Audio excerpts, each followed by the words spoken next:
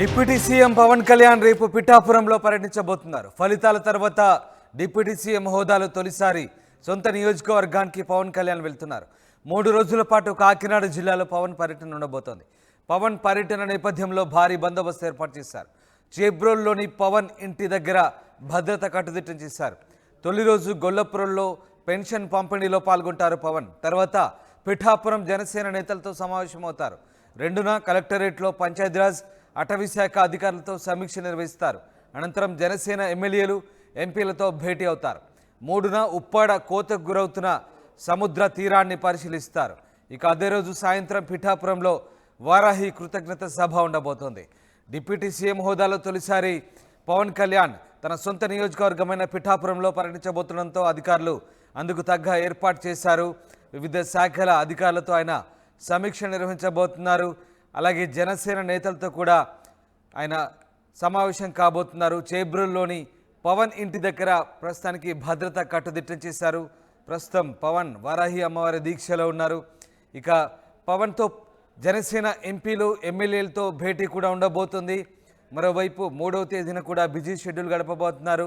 సముద్ర తీరంలో కోతకు గురవుతున్న ఉప్పాడ తీరాన్ని ఆయన పరిశీలించబోతున్నారు. అదే రోజు సాయంత్రం పిఠాపురంలో వారాహి కృతజ్ఞత సభ పేరుతో భారీ బహిరంగ సభను జనసేన శ్రేణులు ఏర్పాటు చేస్తున్నాయి. మొత్తం మీద పవన్ కళ్యాణ్ బిజీ షెడ్యూల్తో గడపబోతున్నారు. పిఠాపురంలో 3 రోజుల పాటు పవన్ కళ్యాణ్ డిప్యూటీ సీఎం హోదాలో తొలిసారిగా పర్యటించబోతున్నారు. ప్రకాష్ జైన్ అవుతున్నారు. ప్రకాష్, డిప్యూటీ సీఎం హోదాలో తొలిసారి పవన్ కళ్యాణ్ తన సొంత నియోజకవర్గం పిఠాపురంలో పర్యటించబోతున్నారు. పవన్ షెడ్యూల్ ఏంటి? పవన్ ఏ రకంగా ఆ 3 రోజుల పాటు ఆయన పర్యటన క్రమం సాగబోతోంది? ఎస్ రామదాస్, జనసేన అధినేత పవన్ కళ్యాణ్ పిఠాపురం నియోజకవర్గంలో గెలిచిన తర్వాత తొలిసారి పిఠాపురం నియోజకవర్గానికి డిప్యూటీ సీఎం హోదాలో కూడా పిఠాపురం రాబోతున్నారు. రేపు అంతా కూడా రేపు అలాగే ఎల్లుండు మరుసటి రోజు 3 రోజులు కూడా పిఠాపురం నియోజకవర్గంలో పర్యటించినందుకు ఇప్పటికే షెడ్యూల్ కూడా ఖరారు చేశారు. ఆ షెడ్యూల్ ప్రకారంగా జనసేన అధినేత ఉప ముఖ్యమంత్రిగా ఉన్నటువంటి జనసేన అధినేత పవన్ కళ్యాణ్ రేపు పిఠాపురం రాబోతున్నారు. రేపు పిఠాపురం ప్రధానంగా చూసుకుంటే ఆయన విజయవాడ నుంచి నేరుగా రాజమండ్రి వస్తారు. రాజమండ్రి నుంచి నేరుగా ఇక్కడ పిఠాపురం ఉన్నటువంటి ఈ యొక్క తన నివాసానికి అయితే చేరుకుంటారు. నివాసం చేరుకున్న తర్వాత రేపు 1వ తేదీ కాబట్టి అలాగే ఎంతో ప్రభుత్వం ఏర్పడిన తర్వాత మొదటిసారిగా వస్తున్నటువంటి పెన్షన్ల పంపిణీ కార్యక్రమంలో జనసేన అధినేత పవన్ కళ్యాణ్ పాల్గొంటారు. గొల్లపూలలో ఉన్నటువంటి ఈ యొక్క కళ్యాణ మండపంలో పెన్షన్ల పంపిణీ కార్యక్రమంలో పాల్గొన్న తర్వాత 1వ తేదీన ఆయనంతా కూడా కార్యకర్తలతోనూ అలాగే నాయకులతోనూ కూడా బిజీగా గడపబోతున్నారు. అలాగే మొదటగా పిఠాపురానికి వచ్చిన నేపథ్యంలోనే అలాగే ప్రధానంగా చూసుకుంటే జనసేన అధినేత పిఠాపురం నియోజకవర్గం శ్రీపాద వల్లభను కూడా దర్శించుకుంటారని చెప్పేసి మొదటగా అంటున్నారు. ఎందుకంటే తన గురువుగా పిఠాపురం శ్రీపాద వల్లభను కూడా ఎంతో ప్రతిష్టాత్మకంగా చూసుకునే పవన్ కళ్యాణ్ ఈ యొక్క శ్రీపాద వల్లభుని అలాగే పాతగాయ దర్శనం అనంతరం ఈ యొక్క పెన్షన్ పంపిణీ కార్యక్రమంలో పాల్గొంటారని చెప్పేసి ప్రధానంగా అంటున్నారు. అలాగే అనంతరం మొదటి రోజైతే పెన్షన్ పంపిణీ కార్యక్రమం తర్వాత కార్యకర్తలతోనూ అలాగే నాయకులతో కూడా సమావేశం నిర్వహించిన తర్వాత అయితే 2వ తేదీన ఆయన కాకినాడ కలెక్టరేట్ లోని అలాగే పంచాయతీరాజ్ శాఖ అధికారులతోనూ అలాగే అటవీ శాఖ అధికారులతో సమీక్షా సమావేశం 2వ తేదీన అయితే నిర్వహించబోతున్నారు.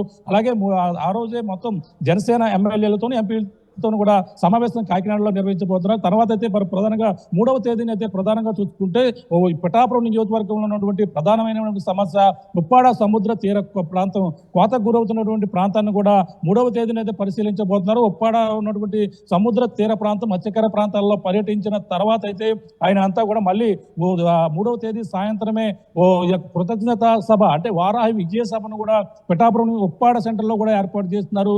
దానికి సంబంధించినటువంటి ఏర్పాట్లపై జిల్లా కలెక్టర్ కూడా నిన్న పిఠాపురం రావడం పిఠాపురంలో ఉన్నటువంటి ఈ యొక్క సెంటర్ను కూడా పరిశీలించి అక్కడ ఏర్పాట్లు కూడా దగ్గర ఉండి చేస్తున్నారు. ఈ యొక్క పిఠాపురం ఉప ముఖ్యమంత్రి హోదాలో వస్తున్నటువంటి పవన్ కళ్యాణ్ అయితే కట్టుదిట్టమైన ఏర్పాట్లతో పాటు ఉప ముఖ్యమంత్రి అధికారిక కార్యక్రమాలతో పాటు పార్టీ ఎంపీలు ఎమ్మెల్యేలతో కూడా సమావేశం ఉండబోతున్నట్టుగా తెలుస్తోంది. జనసేన నాయకులతో పవన్ కళ్యాణ్ సమావేశం ఎజెండా ఏంటి?